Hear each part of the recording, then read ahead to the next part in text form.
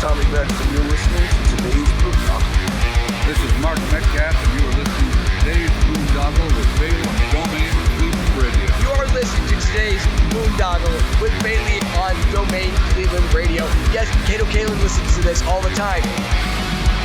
Welcome to today's Boondoggle. Now, here's your host.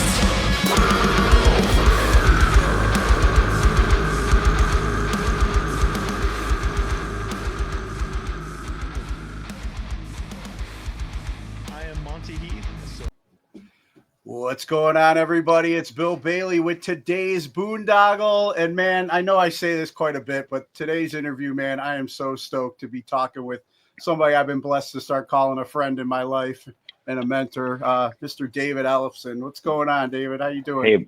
Hey, Bill. How are you, buddy? I'm doing good. I'm doing well. Like we were talking before going on here, you know, got to enjoy some good quality daddy-daughter time last night at the very wholesome Marilyn Manson show.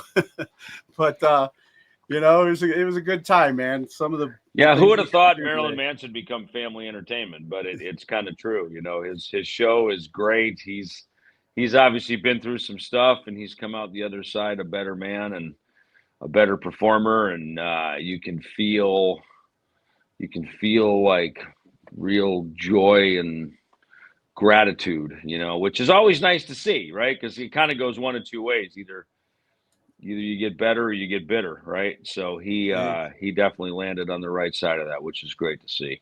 Exactly. And then so usually when I have people on my show for the first time, I like to do a quick little background before getting into current events. So I like to take it like way back.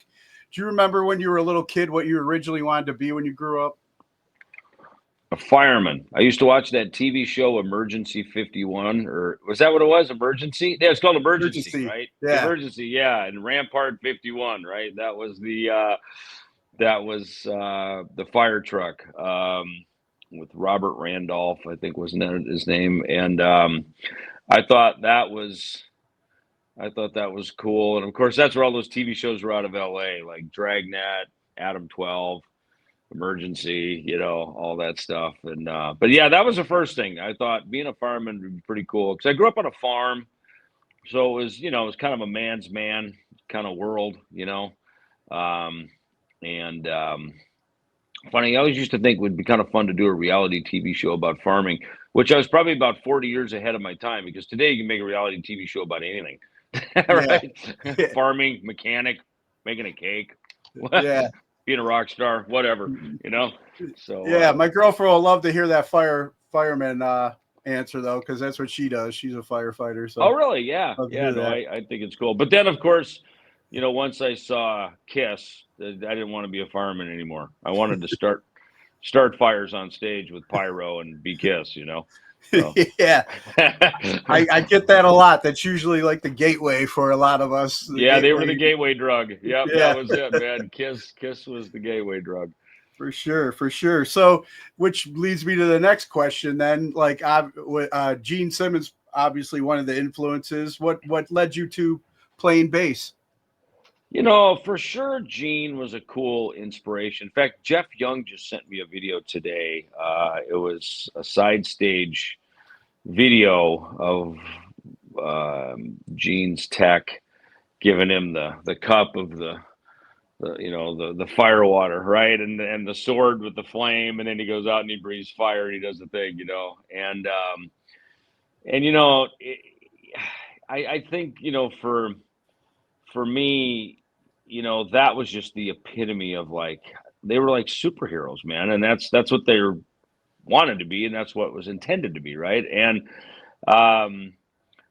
you know, before that, of course, I was hearing Sweet Ballroom Blitz on the radio, Bachman Turner Overdrive, You Ain't Seen Nothing Yet, you know, Aerosmith Dream On, you know, it's kind of this American FM hard rock, I guess. Right.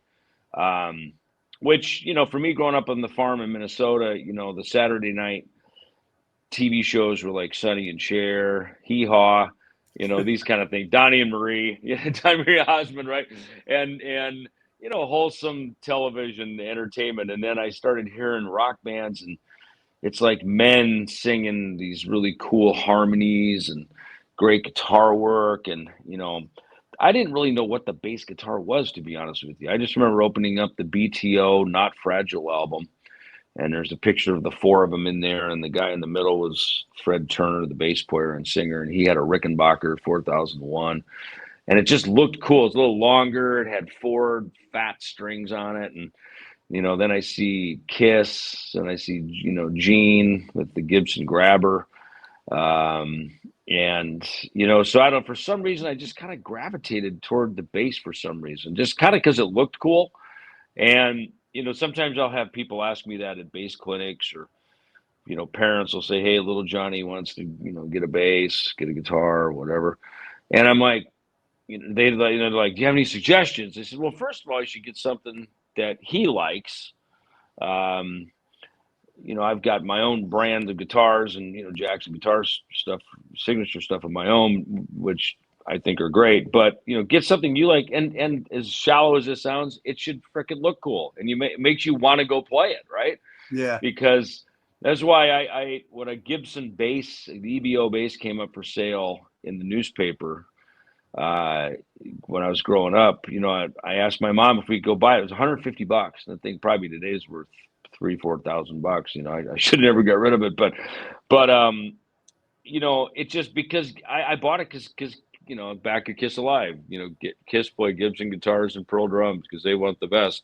So I'm like, well, I want to be like Kiss, and I want to be the best too. So I'll play a Gibson, right? And so that's what I did. I bought it, and I'd leave it out, I'd leave it open, and every time I walked by it, I wanted to pick it up and just freaking look cool, man. I just to me, instruments should call to you like, come here. They should be sort of seductive, Nice. And then when you started, when you picked it up and you started playing it, back at home, when was it that you actually started like connecting with other musicians and going out and playing live? Immediately. I mean, for me, getting the bass was not about being, I guess today's version of a YouTube bedroom shredder. That was never the goal for me. It was to go out and rule the world like Kiss did. You know what I mean? Like that was always, world domination was always the goal, and I just, to me, what rock bands represented, like that was my gang. That was my tribe. Some kids, played sports, and I did a little bit, but I knew my sport interests was somewhat limited. My abilities were good, but I was never going to be Johnny Bench or Hank Aaron or Fran Tarkington or any. I was never going to be like one of these heroes. And music just was like this. It was the cool club. No one else was doing it where I was. Right. It was the cool club, and I knew a couple. The Kiss fans were still kind of underground, in school where I grew up. And again, I grew up in this little town of 3,000 people, right? A farming town, right? So this was not like an entertainment capital. I met my friend Greg Hanovitt in the hallway. We basically finished each other's sentences about Kiss, and that's just like, dude, this guy knows. This guy, it's like the drug dealer. You holding? Yeah, I'm holding. Hey, let's go do a deal, right? It's like that's what it was like. It was like it's the secret handshake. You're in the cool club, and so I immediately connected with guys like Greg, and my brother was 2 grades older than me in school, and two of his friends were playing guitar and drums, so I got together with them. And started playing with them. And so I was always the youngest guy. I was always hanging with guys a couple years older than me. They invited me into a band to play the River City Band, right? That's what Jackson, Minnesota, because it was the Des Moines River, right? So I joined their band, and those guys were all like 14 and 16 years old. I was 12. And, Montrose and all this stuff, or whatever it was we were playing. And so I got good because I was playing with older guys who were better than me, and that pulled me up to their level. And then I started playing in jazz band because the bass player quit, and they needed a bass player, and I was the only other bass player in Jackson, Minnesota. So I kind of just I went everywhere, And that's why I guess when people go, man, David, you're so busy, you're here, you're there. It's like, well, that's how it started for me, Hey, you want to play with these guys? Sure. Hey, we need a bass player and jazzman. Okay. Hey, you want to do this? Sure. And the only thing I wouldn't play is I didn't want to play country. Country was around, and that was like music for your parents. It was slow. It was Yeah, it was not my heartbeat at all, man. yeah, Hee Haw wasn't doing it for you. Huh? And yet at the same time, I would watch Hee Haw because it would give me access to show business. I understood there was a show business element about it. They had, I never liked I still don't like Telecaster guitars for the very reason that like the country guys on Hee Haw played Tellys, right? And to me, it was just like, you're pitching for the wrong team, man. Like rockers play Strats, we play Stratocasters and P basses, and the Telly was, that's the guy that plays for your dad, he plays the Telly, you know what I mean? So when I see younger guys than me playing the Telly, I'm just like, and of course they're not part of my story, of that, but they come from a different era. But that's what it represents to me, right? So to me, the Telly's kind of a forbidden guitar for me, but the Strat is fucking cool, man. That's just a great guitar. And Les Paul and SG and stuff. So, but yeah, I mean, look, Hee Haw, even that gave me access to watching people play guitars, and even though it wasn't my song, watching Roy Clark shredding, and the people that played on Hee Haw, you could tell, they're at least standing under a spotlight. They're singing and playing songs and playing their guitars, and it's like, okay, I'll take it. I'll take everything like jazz band, Hee Haw, KISS. Until I can get to KISS, I'll take whatever I can until I can get there. And that's how it was for me. Nice. And then you said you were playing with like your brother and some of his friends of the River City band. When did like Killers come to play for you? Well, so it's funny because right before the playing in the River City band, me and the drummer and guitar player is Mike Cushman and Ken Lieber, right? They're from Jackson, and so we had a little band called I think, what was it? EC High Voltage, stood for like Ellefson Cushman. So isn't it funny? Ellefson Soto. It all started back with Ellefson Cushman, right? Ellefson Cushman High Voltage, right? It's like the most electrifying metal name we could come up with. I think we were going to go with Headstone at one point because that was pretty dark and macabre and metal. So like, rocker dudes, even when we're like 12 and we don't know anything, we're already thinking macabre and dark and haunting and spooky shit, right? So so EC High Voltage, I think that was my very first band. We played over on Mike Cushman's mother's and father's porch on the farm, but it was a gig, right? We wore stage clothes, we had our amps, and it was our first real gig, right? It mattered. And then we played high school lyceums and various things, and then the River City band, and then out of that, by then Greg Hanovet and I started playing, and we put together a group called Taz. And I remember we wanted to call the band Toys, T-O-Y-Z, because we were seeing bands like KISS, Stars, Angel, The Gods. Remember that band, right? So they'd have these spellings, right? They would add like a Z. So we wanted to call it Toys, and somehow we called it Taz. I don't know why we did that, but anyway, that became a band, and then that morphed into Killers. We got a guitar player from a neighboring town. This guy, Jerry Giefer, came from Windham, Minnesota, which is the next town over. And he was fantastic. I mean, he really, really played great. And he brought in with him, he introduced us to Venom. He brought in the Motorhead, Ace of Spades, and No Sleep Till Hammersmith records, first two Iron Maiden records. So Jerry Giefer, man, he upped the game for us, right? And right around the time our drummer Justin Neuenschwander from Jackson, he was bringing in Def Leppard, On Through the Night, and he was all excited. He goes, "Dude, this drummer, listen to this guy, Rick Allen. He's only 16, man, and listen to his single stutter kick. He wasn't playing double bass. It was like Bonham on steroids, with the stutter kick on the single bass, single kick drum patterns." And it was like, fuck these kids. And quite honestly, that On Through the Night record, I think that gave all of us who were 15, 16, 17 years old, Def Leppard, they were the shining star that said, fuck, if these kids can do this over in Sheffield, England, we can do this in Jackson, Minnesota. You know, they were the band that I think made us feel like we could do this, like we could really have a shot at this. And what was that like that music scene like there in Jackson? It was all country and Western, two types of music. I mean, Nice. really, there was nothing, you know, and this is the moment that I remember, and I was fortunate because I grew up pretty comfortable, right? Farming was successful, and the Ellefsons were successful in the farming business. So, right, I didn't have to go get a paper route to get a guitar. You know, I didn't know that way of life, right? So, you know, and for that, I'm very fortunate. But I remember we went to the Armory in town, and there was a party, a dance or something. There was a country band from the area was playing, and they were good. And I would always watch the bass player.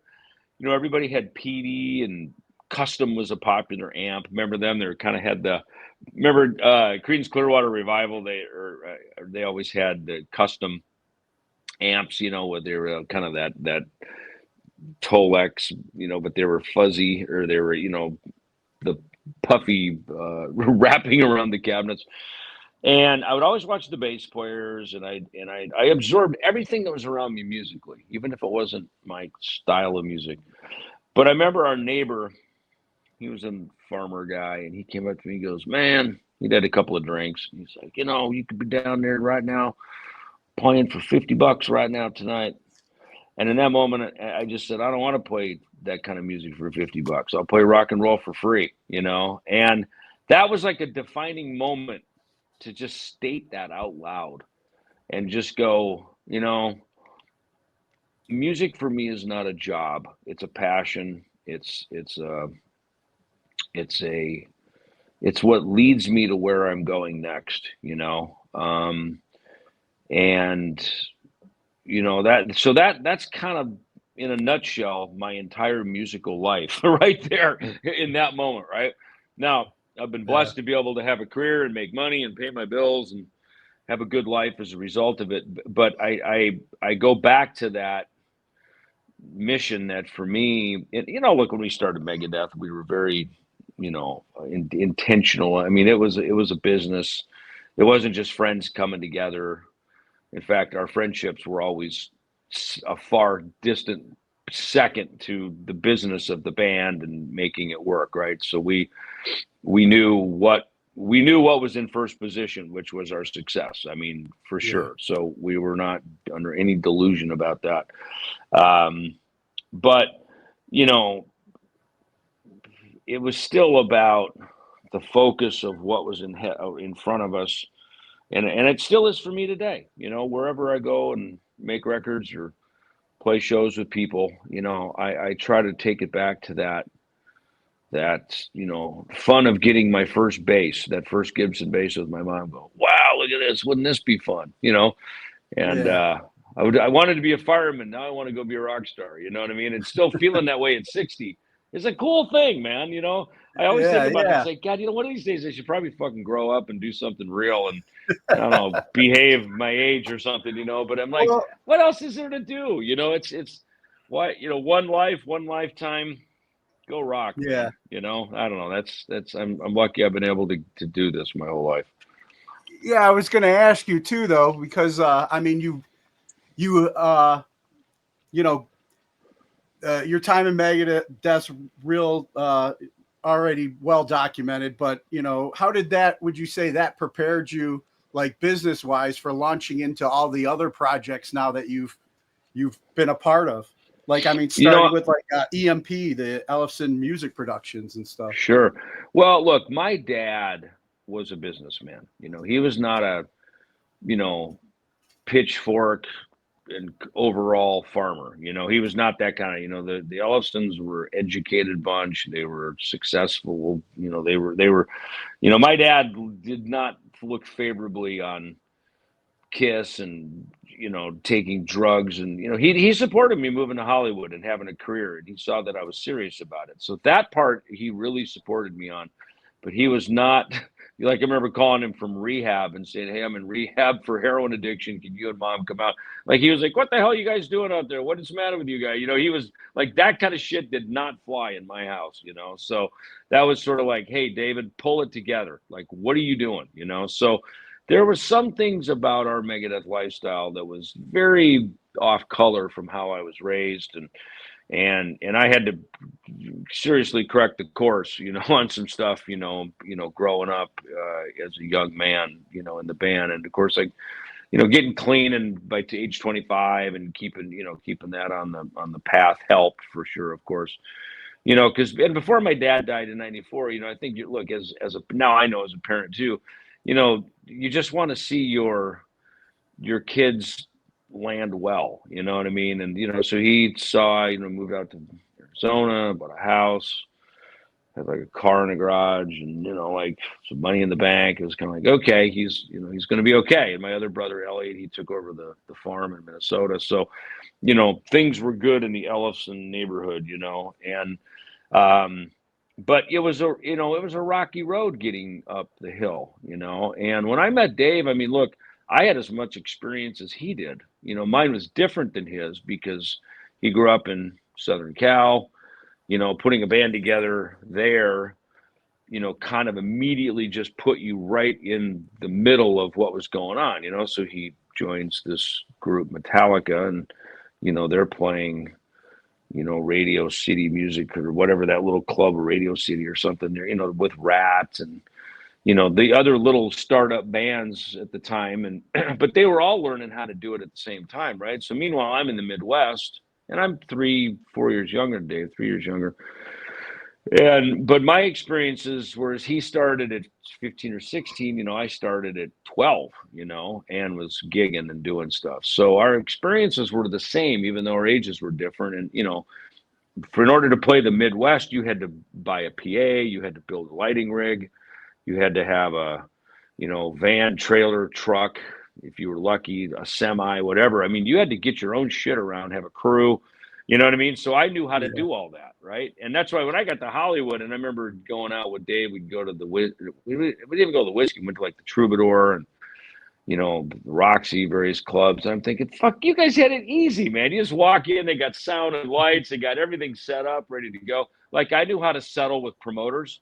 Like put a deal together, because I was always the one liaisoning with the booking agents, my bands. Me and Greg, we'd drive out to Sioux Falls. We would have to audition, showcase for an agency that we had out there that was booking us on some shows in the area. We then went up. There's a big agency up in Minneapolis called the GMA, the Good Music Association. And they booked a lot of pretty big groups.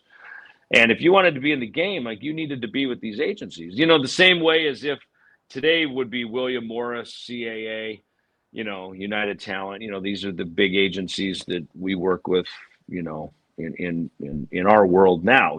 But there's in every pool, there's the group you need to be in the room with them in order to get the opportunities and play the shows and do the stuff. So I was already used to doing that, and on the farm, the Ellefson farm, my dad basically dedicated a shed on the farm, a building there, and insulated it, put some furnaces in it so we could rehearse during the winter. And, we were serious. We rehearsed. That's why when I read like KISS, they rehearsed every day. They'd film their rehearsals. That's like, we were doing all that shit. You know what I mean? We were doing all that stuff too. And because you learn from your peers, and there was a lot of good groups around Minnesota.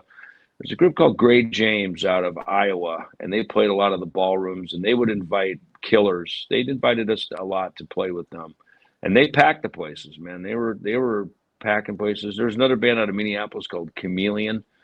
Yanni was their keyboard player before he went solo and became Yanni, and he took Charlie Adams, the drummer, with him. And Charlie was the first guy that had the spinning drum kit that then, I think someone from the Chameleon organization ended up working for Motley Crue, and that's how Tommy got the spinning drum kit, was from that. So all roads lead back to Minnesota, right? And so, I got to be around, our own, showbiz, area there. It's just, in order to really, back in that day, in order to really do something, I felt I had to relocate. It was never going to happen for me in Minnesota. That's why I moved to Hollywood in, 83, right after high school. And I just needed, again, be in the room, be where the action is. So me and Greg, we packed up and moved out to Hollywood, and lo and behold, started Megadeth together. Nice. And then, like you said, going from that and learning, like even from back home, from under your dad's learning tree, becoming your own entrepreneur with all the things that you're. I mean, you got coffee, you got, you got your music label. You even dabbled in movies and stuff as well. In fact, Dwellers had some local friends of mine in it, Doug Esper and Jeff Hatrix and stuff. So how did the movie thing come together for you? Well, it's funny, in your area right there, you've got your own cast of musicians and, your own tribe. I mean, like the Mushroom Head guys and, you've got like just an area, right? There's a whole bunch of guys from back in your area there. I think what I learned, to your question about being in Megadeth, what did it sort of teach me and prepare me for other life lessons besides just being a bass player, of course, was, that the entertainment business is super fickle. And you really have to be entrepreneurial. This is not a 9 to 5, clock it in. After 30 years, you get a golden watch with a parachute and, you're good to go. I mean, you could make a lifetime of money in a couple of years, and you could spend the rest of your life making only a couple years worth of money. You know what I mean? Like, and end up with not much at all, and I'd heard there was something Willie Nelson had said. They're in a room, a bunch of guys talking, and he had said, well, none of us have a problem here that a hit song wouldn't cure, and I like that because, at the end of the day, if you've got your health and you've got, all that together, really what you're doing is, it's a business, right? It's a song business. It's an image business. It's a charisma business. That's why some people will sit on the sidelines and do their Monday morning quarterback and, yeah, of course you need all those effects because you guys suck or da-da-da-da-da, or, this kind of stuff, right? And it's like, I watched a great interview yesterday. It was Tom Hanks. He was being interviewed about the part of Colonel Tom Parker that he played in the Elvis movie. And he made a great comment. He said, if you're going to be in the circus, make sure you own the elephant, because everyone will pay $2 to go see the elephant, right? And they'll pay 20 cents to buy 2 cents worth of peanuts just so they can go feed the elephant. The elephant is where the money is. That's the money maker of the circus, right? So make sure you own the elephant. And he was saying, for Colonel Tom Parker, Elvis was the elephant, right? That was the moneymaker. And, I learned very quickly that managers, while they worked hard and they have their own skills and they're basically salesmen, they're phone salesmen. I know, because I managed a few groups myself, and I even, kind of manage my own stuff a lot as well. You're picking up the phone. It's like you're in phone sales, right? So when I first meet Dave, and Dave, he's getting back on his feet, and he gets me and Greg Hanovet these jobs. We're doing phone sales, selling solar energy in Southern California, right, in 1983. And I hated it, but I remember this guy, Mike Green was his name in the boiler rooms. He goes, Ellefson, this is good for you. This will get you out of your shell, so you won't. And I was not an introvert, but I was in a big city, and I definitely felt like a fish out of water. He goes, this will be good for you because in music and entertainment, you're selling yourself. So I learned a lot from everybody around me. I learned a lot from that guy, and that guy wasn't even in showbiz, but he was in Hollywood. And he said, Ellefson, you're going to be selling yourself your whole life. So this is good for you to learn how to sell. And I didn't want to do that. I didn't want to be a salesman. And I realized that's really all you are. You're just being a salesman, you know?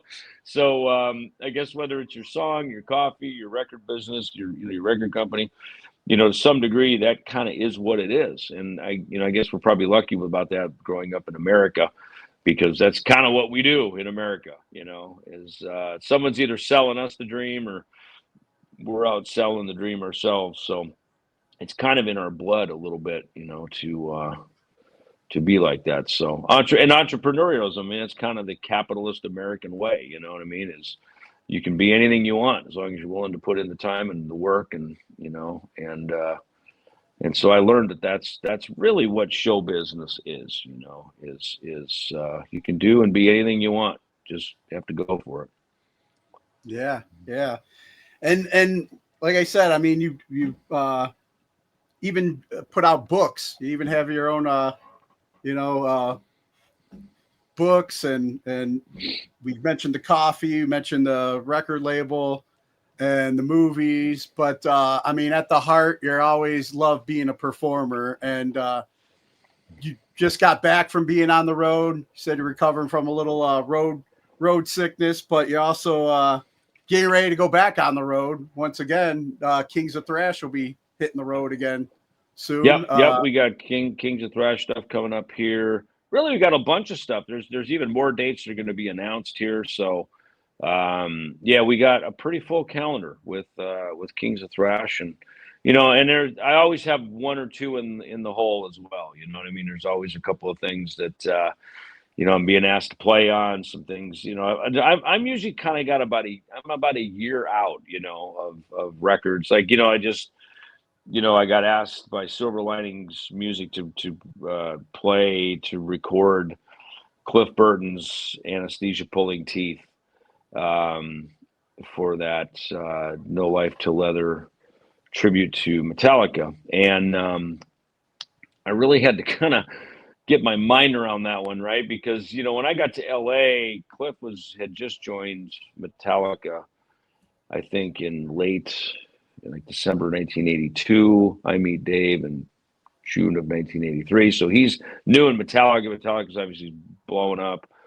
Cliff's all the rave, you know. So as we're doing Megadeth, we're, you know, basically creating a character for my bass playing, right? We weren't just creating bass parts. We were creating sort of a character, right? And that's what I learned, you know, even in Megadeth, even though we weren't like KISS with like the demon, the star child, the spaceman, and the cat, right? But we were modeling that in a way. I realized that in order to really compose, you're sort of creating a character for each musical part, right? The bass, you know, we said everybody in the band's going to play lead bass, lead drums, lead guitar, lead vocal, right? Everyone's going to have a rhythm and a lead component to how they play. And so as we were crafting Megadeth, you know, of course, Cliff was, you know, getting quite popular.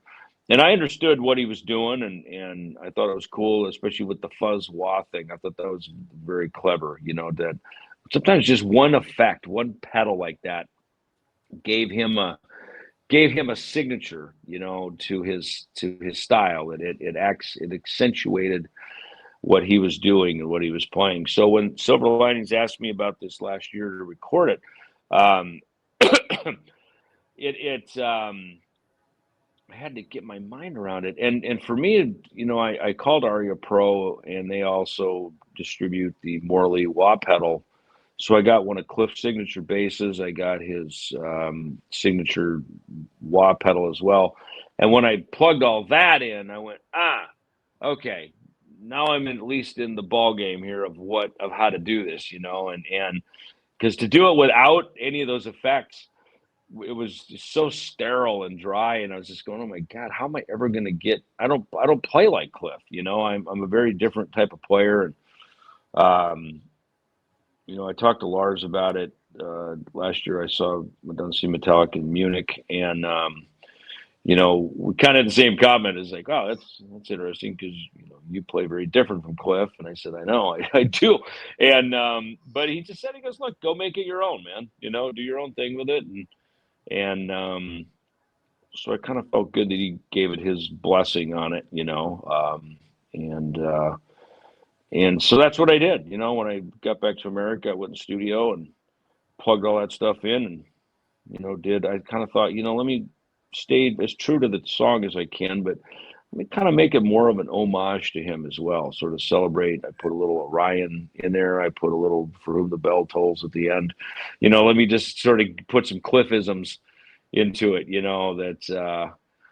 parts of his playing that I'm a fan of myself, some of those little signature licks, some of those things. So, because there is no replicating it the way he did it, and he didn't play it the same 2 nights in a row, you know what I mean? So like, I think I maybe realized when they said bass solo take one, every time he played it slightly different. He stayed pretty true to it, but he would ad lib and he would do different things. So every time he played it was kind of take one. Here's a different version. So, it's a cool record. A lot of great artists, The Almighty and Saxon and Testament, and a bunch of cool people are on the record. So I was really honored to be part of that. Yeah, that's awesome. And then as we were talking about, Kings of Thrash, I got a pitch that, it's going to be in my backyard on October 22nd at the Mercury Lounge. So definitely plan on connecting with you there. Yeah. But we mentioned earlier, because you were talking about, when you were in school and the project you had that now here you are with Ellefson Soto. We got to talk about that, or Shauna won't let me talk to you anymore. Sure. Yeah, no, it's it's funny with both the Ellefson Soto records. So we put one out in 2022, I guess it was, right? Was it 22? Yeah, I think it was 22. 22 or 23, I forget. 22, I think it was. Anyway, Vacation in the Underworld was that one. And it's funny because in my world, I learned this from Al Petrelli. The phone rings, say yes. People call you to hear you say yes. They don't call you to hear you say no. So when the phone rings, so when Bill calls, do an interview, say yes. Go do an interview. Let's hang out. So that's how life works. So the more you say yes, just you get momentum. And then the juggernaut is rolling, and the more yeses just mean more opportunities, mean more yeses, mean more opportunities, and so I've learned that's how it works, is just be present, be available, and, be prepared, I guess, or those are kind of the three boxes to check there, and so, with that record with Jeff, it had me and Andy Martingelli had written the songs in 2021. He really nudged me to call Jeff to sing it, because I'd been talking about Jeff, how much I like his voice. And so we did. And we suddenly had our first record together. And then Andy and I wrote another batch of songs starting in 2023. And they kind of sat there percolating on the back burner for a bit. And, last year we hit Jeff again and said, hey, you want to take another swing at it? And he said, oh, yeah, let's do it. So album 2, and I think what's nice about this record, Unbreakable, is that the getting to know each other, the first date, so to speak, is done, and so now we know how each other works. We know some things that we could expand on. We have album 1 is sort of a launch pad and a starting point to we don't want to repeat riffs, we don't want to really repeat lyric topics and stuff. So we knew where we could continue to go down a path and keep exploring. So I think we made a really good record. I like listening to it myself, and that's, to me, that's a big win. It's, because when you work on an album, man, you spend a lot of time with it and you're very close to it. You hear these notes, these songs, these words so much. Because really we produced it, we are the ones, and I was probably, me and Andy probably the closest to it, because we did a lot of production even after Jeff sang on it. He got busy out on the road Trans-Siberian Orchestra. So we continue to work on the album and going through the mixing process and everything. So, it feel like when you will finally get away from an album, you're like, oh my God, I can't listen to those songs anymore for a while.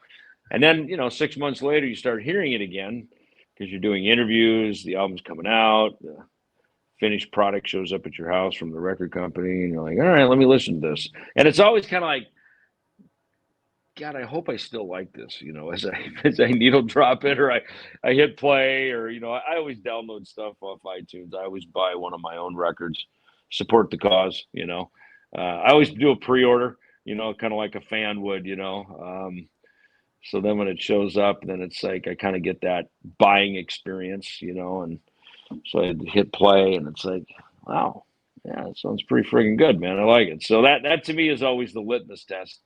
Is to be in the process of creating it, and then at some point, a year or so later, sit back and be able to listen to it and see if it still rocks your world as a fan. Yeah, and you also got to work with another local guy, Akron, Ohio's Tim Ripper Owens on the Vengeance track. What was that like? Tim is great. I've played on his records. Toured with him a bit in 2009 when he came over here to Europe with Heaven and Hell. We did a bunch of dates together, and he came to town with KK's Priest last year. They came through with Accept through Phoenix, where I live, and I just asked him. I said, "Hey, me and Jeff are making another album. Would you be down with, doing a guest vocal?" And he said, "Hell yeah!" So, it was that quick. A couple of days later, I think I sent him the track, and he was home off the road. I think Phoenix was one of the last shows or close to the end of the tour, so he was able to knock it out pretty quick. And it just came together great. And then Jeff and Tim were on tour in South America, and so Soto was like, "Hey man, let me get some video content of us together." So that's how we got that video content. Was they happened to be doing a tour together across Brazil, and so he was able to get some footage, and so we were able to put a video together that included him, which I thought was great. And I think there's a lot of good variety on the record. The record's definitely got teeth. It's got punch. It's got a lot of weight to it. Yet it's melodic. There's a lot of melody to it. It's got a lot of hooks. I like the sound of the record. To me, that's a big part of it. Is it's by album 2, we've kind of fine-tuned our group sound, which it's not always easy to do, to get, 4 islands to come together and somehow make a landmass. It's not always the easiest thing to do. So, but yeah, definitely glad Tim is a part of it. And same with Laura from Burning Witches. She did a great job on that song, Poison Tears. She's a fantastic singer and, really gave us a fantastic performance. Nice. So yeah, that's out now, Rat Pack Records. And you said you can get it on iTunes or, wherever music's available today. Now, Yep. I wanted to ask you too, we talked a lot about the influence that your dad had on you growing up and the entrepreneurial spirit of, growing up on the farm and stuff. But, I also know that you're a man of faith. How much would you say your faith has played a role in your journey and where you're at today? Well, I've also run away from my faith a bit too, at times. I'm a Midwest Lutheran kid. Really, that's what I am. You know what I mean? I grew up in it. Jackson, Minnesota, I think is 14 churches, and I think 11 of them are Lutheran churches, right? So, this is, and to me, it was just normal, right? We're all kind of European descent. All of my family and all the neighbors, we all came over from Europe at some point, back in the 1800s and staked a claim. And that's how, the Midwest was founded, basically, as we know it today. So, we worked 6 days a week on the farm, took Sunday off, went to church. Monday morning, you're back at it. So that's all it really was. For me, I didn't have this sort of, born again Jesus revival. That is not my story. I've had a lot of people kind of try to write that as my story, and the more evangelical churches have helped so many people, and it's been great that that's happened. It's given direction and purpose to a lot of people's lives, but that's not my story. So when I started drinking at age 15, man, that was the first deviation away from faith, because it was like, oh shit, I'm doing something really wrong here. I know I shouldn't be doing this, but I'm doing it. My friends are doing it. My brother's doing it. So that was the first one, that kind of that moment where you're doing something wrong, you're doing it anyway, and you're sort of kicking the consequences down the road, And for me, like I said, I end up in rehab, and I finally get cleaned up at age 25. I mean, I literally got sober probably like a month or 6 weeks before we cut the Rust in Peace record. So, that album is us sort of reconciling our past, which is when we wrote the record in this dark, drug-induced, haze and phase of our lives. And now we're stone cold, sparkling, clean, sober, recording it. And I always say that's why you can hear so much just piss and vinegar in our performances, you know what I mean? Because you're coming off smack and crack and all the stuff that we were cleaning up from. And not Marty and Nick, they were new in the band, but we were just getting clean, and we had a counselor who was helping us just sort of communicate, learn how to talk to each other. Because, if a lot of dope and booze doesn't ruin your band and your friendships and your relationships, a little bit of sobriety sure will, right? Because suddenly you become a new person, everyone else becomes a new person, and you're kind of like in the band room going, I don't even know if I like these guys. Like, who is this person? And, everybody's basically coming back to reality, right? Because you've been just living in a delusion, you've been living in a fantasy world of dope and booze and just all that goes with it. And all the people that go with that kind of lifestyle. And so you're coming out of it, you're living in reality, and, reality can be painful when you've been living in a fantasy world for 10 years, like I had been since 15, So here I am, I'm basically a 25-year-old, 15-year-old, I'm like a teenager, just learning how to grow up quick. We're making a record, we're in the studio, we're going on tour, and, life's moving fast. And of course, our success came very quickly for us at that point too. And, like heavy metal was popular on MTV at that point. Megadeth had won over the powers that be at MTV. They liked us and they wanted us to be part of things. We had a great manager who was putting us in the middle of things. And, there were role models out there. Aerosmith, our manager was even studying under Tim Collins, who was Aerosmith's manager, and got them cleaned up. So he was mentoring under him, like, how do I get these Megadeth guys clean? So, it was a whole culture. It was a whole world, and of course, Aerosmith was just out killing it. Motley Crue had sobered up, and Dr. Feelgood. So they're out there, ruling the world. And, it was very clear that if you can get clean and pull it together, the bounty awaits you. There's a whole second chapter of life available. So that was inspiring, to see that and to work toward that and to be part of that. So, that then became the modus operandi, and that's really what the 90s was, I think for me and for Megadeth was, keeping the ship on course, despite a lot of obstacles. And, there were some relapses along the way, and there were some setbacks, and it wasn't always easy, to do that, And again, look, you're living in an environment that is not necessarily conducive to good, wholesome living, right, in rock and roll. And yet you're trying to thread the needle and keep it together. And, we managed to until finally the band broke up in 2002, so, but I, like they always told me, they just said, David, if you keep it clean, you've got an opportunity for all the rest of it to happen. As soon as you pick up and get loaded again, first of all, there's no telling if you ever get clean and you kind of just pissed it all away, so that was always the number one thing, is to, keep the sobriety first, and everything else would kind of work itself out afterwards. And that seems to have worked out. Oh yeah, I'd say, man. And I want to be cognizant of your time, but I wanted to ask you a couple questions I normally ask my guests before we get ready to wrap up.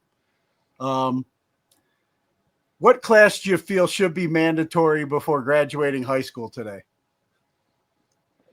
What class? Yeah. How about like how to balance a checkbook? Do you ever notice? You ever notice, like, going through life, it's like they don't teach you like simple shit, like how to balance a checkbook, right? Thank God my dad taught me how to do that, because like no one ever taught you that. I didn't teach my son how to do that. You know what I mean? I know people don't use a checkbook anymore, really. You know what I mean? I sometimes will write a check for something, but there's like simple life skills. How about like how to change a tire on your car? Yeah. Even though I call AAA and they fix it for me, but still, how do you change a tire? There's some simple. Well, you had to write that checkbook things. to AAA, so.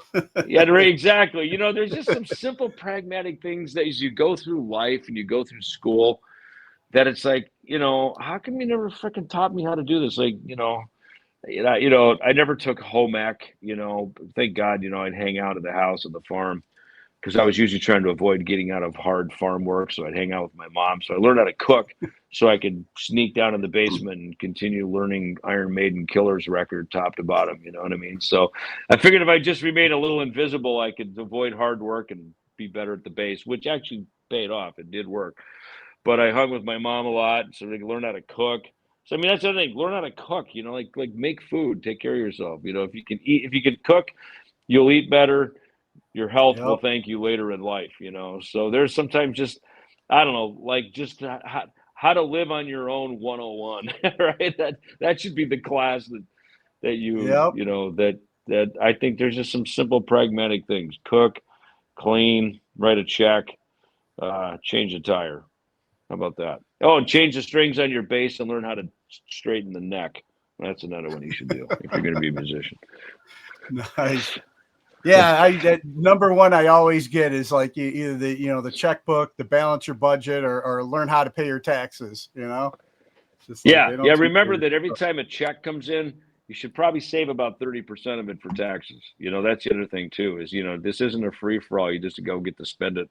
People are like, oh, the government, the taxes. It's like I go back to that thing in the coin, and they're all bitching to Jesus and Caesar, and he's like, well, whose face is on the coin? Caesar. Well, then pay him what you owe him, pay him what he asked. You know what I mean? It's like, he's the boss.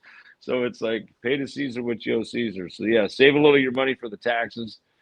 And again, learn how to change your strings and straighten your neck and set your bass up. That's a really important one. In fact, I remember when I went back to Megadeth in 2010, my tech, Fred Koala, who was there, there was a lot to get done very quickly. So I started changing my strings. He goes, dude, I'll change your strings. I said, Fred, it's fine. I change my strings all the time. I've been doing it since I got my bass at age 11. You know what I mean? It's like, yeah, granted, you're my tech, change my shit on the road, but it's like, I can set my bass up. I can adjust things. I can adjust pickups. I can actually rewire my fucking bass. I can solder pickups if I have to, and it's like, there's just certain things. When I was growing up on the farm, I remember reading like in Guitar Player magazine about how guys boiled their strings. So I started boiling my Rotosound strings, because I'd go over to Sioux Falls, South Dakota, and I'd buy Rotosound strings, and they were like, $30. They were expensive as a kid, right? And I couldn't afford it. I wasn't a rock star yet, so no one was sending me free shit. So I'd have to go buy my strings, and I remember I'd boil them, and man, they sounded great. They sounded new again, because you get all the grease and all the hand, sweat and everything out of the string, and they pop. So, that's another thing you should learn in Life 101, how to boil your bass strings. That's another thing you should add in there. And then, we talked a lot about, some of the people that have influenced you along the way, but who would you say are are three people who've inspired you and you can credit for making you the person you are today? Well, certainly my dad. And, you know, I have it's funny. God, there's a lot of people along the way, you know. I mean, look, despite all that me and Dave have gone through, you know, he was a good brother to me and a friend to me when I moved to LA. You know, he definitely deserves to be on the list, you know, for sure. And, you know, and then I've had a lot of other mentors along the way too. You know, I've had a lot of managers. You know, I'll put managers and agents as a column, and there's three of them. Probably Ron Lafitte, Larry Mazer, those two are both managers, and Andy Summers was an agent that picked us up when we were on the Killing Is My Business tour with Exciter. You know, and he had a really good one. He used to tell me and Dave. He said, he goes, the idea when you're in a negotiation is to get a fair deal, because if someone gets a good deal, that means someone else got a bad deal. So in a negotiation, you want to try to have a fair deal, so that people walk away. Everybody has to give a little, but hopefully they get a little more than they thought they were going to get. And I was like, what a just a simple, pragmatic thing that, you know, to say, you know. And so I always like that, you know. That would be congruent with things that my father would tell me, you know. So there's a handful. It's hard to boil it down to three, man. You know, there's been a lot of people. I've had pastors and spiritual advisors and sponsors and all kinds of people along the way that have all had, you know. And sometimes you learn, you know, the old saying, your enemy is really your Buddha. You know what I mean? Sometimes you learn from that person that you dislike, and you realize part of the reason you dislike them is because they're just a mirror. You know, that's the opening line of The Unbreakable, you know. You tried to break me and then forsake me. I was just a mirror staring back at you. And the funny thing is every time I write a song about you, I'm really writing it about me. You know, and that's that line that I used in the Megadeth song Breakpoint, that when you point the finger, there's point one finger, there's three pointing back at you, right? So one pointing out, three pointing back. So that opening line of Unbreakable, while I could write it about certainly a few people, you know, I realize anytime I write, you did this and you did that, and what I'm really writing about is I'm writing to the guy in the mirror. So you're really writing about yourself, because all people are just mirrors, right? We live in a world of human mirrors. You're just a mirror. I like you, so you must have some qualities that I like about myself, you know? And then you come across someone, you're like, God, that guy's a pain in the ass. And then when you think about it, you go, yeah, a lot like me, kind of a pain in the ass, you know? So, you know, people are human mirrors, man, you know? So that's, maybe that'll be my next record with Jeff Scott Soto, Human Mirrors. I know the longer I'm on this this recovery journey myself, you know, it's just like when I look at certain things that I don't that irritate the hell out of me when I get around certain people. But like you said, man, when I step back and think, I'm just projecting, you know, that's what I don't like about me, you know. And I see it in you. It's that character defect. You're shining a light. You're a living example of what I don't like about myself, you know. Some of my best teachers have been people I didn't really like that much, and in the moment, you know what I mean. I didn't like them in the moment. Then when I stood back and went, you know, I now I get it. you know, my dad would say things to me. I mean, I'd say my dad, you know, I didn't always like a lot of stuff he told me, and then you know, now all these years later, especially when my kids were really young, all of a sudden I'd hear something come out of my mouth and go, oh my God, I sound like my dad. And then I got it. I was like, you know what? I totally get what he was saying, you know? And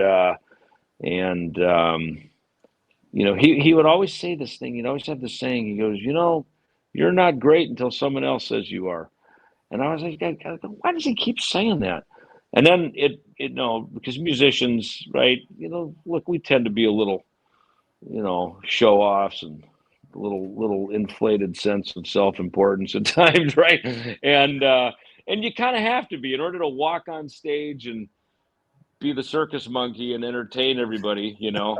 You know, you kind of have to be wired a little. You're a little nutty, I think, just even to do that. But his point is, you can walk around in your own head or in your own little world thinking you're the shizba, but you're really not until someone else is standing up, until someone else is throwing down the money, buying your concert ticket or your album. Like basically what I learned from that is your audience, they're the boss. You work for them.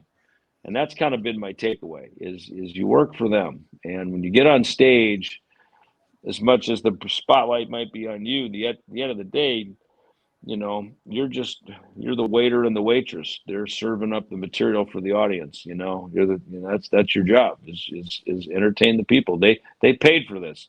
Give them their money's worth.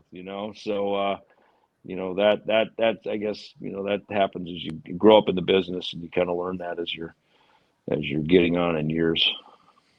Yeah. I have to ask this question now because it's been mentioned a few times, about Dave and that relationship. But with him just announcing that, he's going to put out his final Megadeth album and do his last tour. I mean, if a phone call came through, which I know as fans we'd love to see, let's do this thing the right way. Let's end this the right way. Would you come back? Yeah, of course I would. I mean, I didn't ever think I should not be there now. You know what I mean? So, now with that said, I mean, look, there's some shit we'd have to kind of hash through, but look, it was like the last time, we didn't talk for, I don't know, 4 or 5 years, 3, 4 years. And then Sean Drover gets us both on the phone. It was like a 2-minute conversation, and I throw a bass in my car. I drive across the desert to San Diego. We plug in, play Symphony of Destruction. It was like we just played yesterday. It sounded amazing. It immediately sounds like Megadeth. And it was kind of like we just look at each other. It's like, why did we not talk for the last 5 years? You know what I mean? It's so silly. And it's always some outside forces that pull us apart. It's never really me and him. If it were up to me and him, we'd probably be playing together. You know what I mean? But there's always outside influences and advisors and all this bullshit. And, so the reality of it is, when Dave and I hang, it's usually pretty chill. It really is. So, so, but look, he's got his own band now. So, I mean, I'm not in that band, and that's his band. And so I'm not here to go carving up his group. You know what I mean? But if he made the call, given it was, a friendly environment, which I'm sure it would be, why wouldn't I? You know what I mean? It was like Megadeth was my band too, so it's my lifetime of work as well. So, to say goodbye, that's what I realized at Birmingham.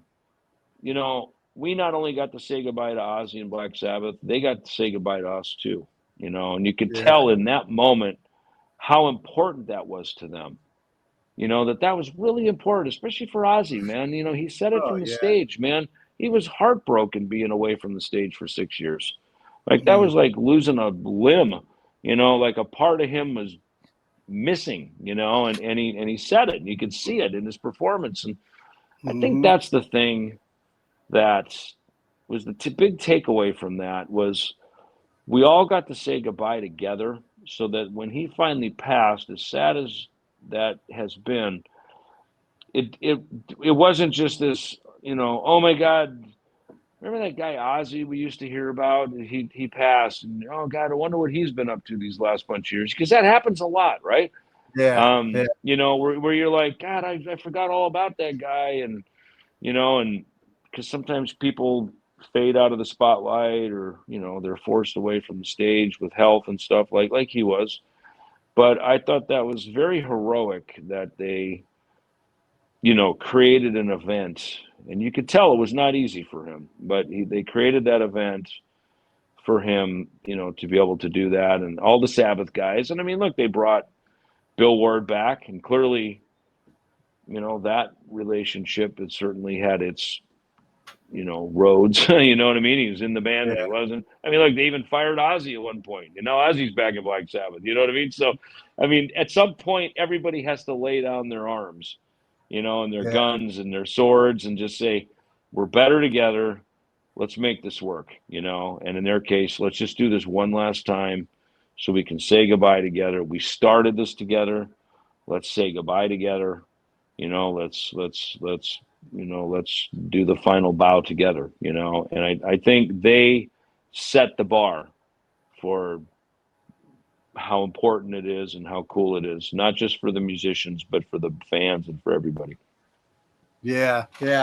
I'm glad you brought that up too, because I remember watching it on the pay-per-view, and in fact, getting to see you perform, and it was so cool to text you and say, man, that was awesome, and then get a response. I figured you'd be so busy, over there, but I appreciate that.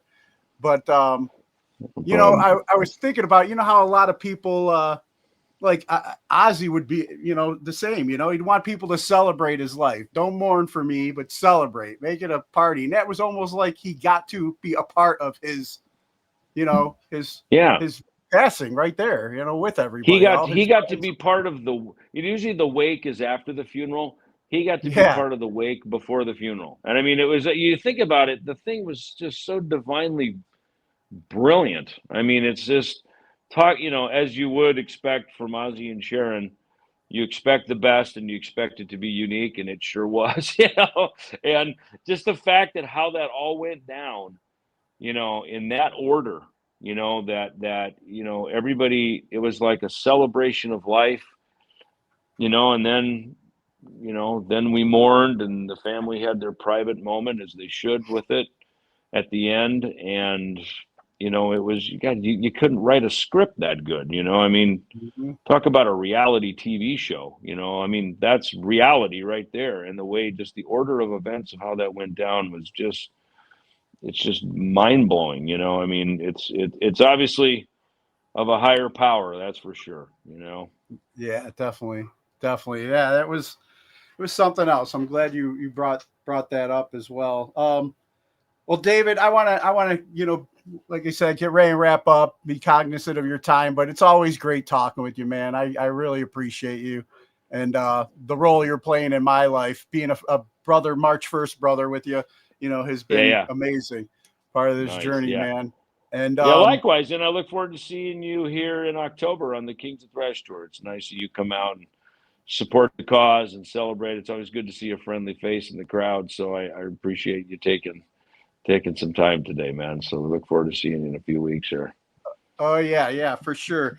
And then real quick, before we get ready to wrap up, I got two things I want to ask you. I always ask my guests. Any message you have for military members currently serving overseas?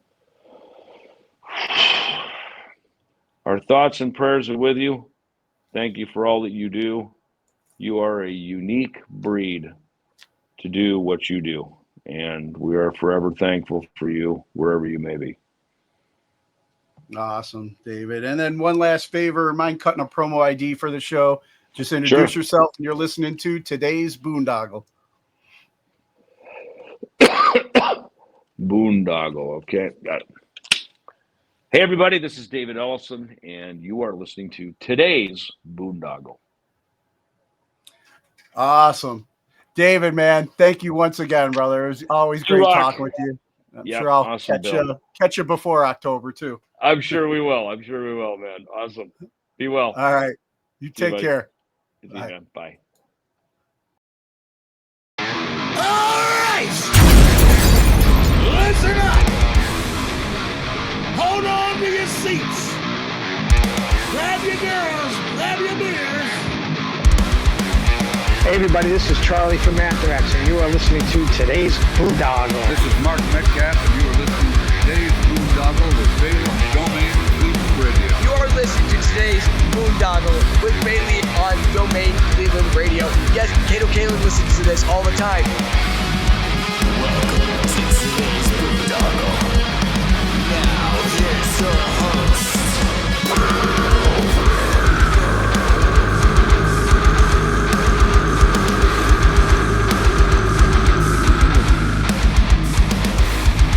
I am Monty Heath, so one Heath, and you are listening to today's Boondoggle. Hey, what's up? It's John from Skillet, and you are listening to today's Boondoggle on Domain Cleveland Radio. Fasten your seatbelts.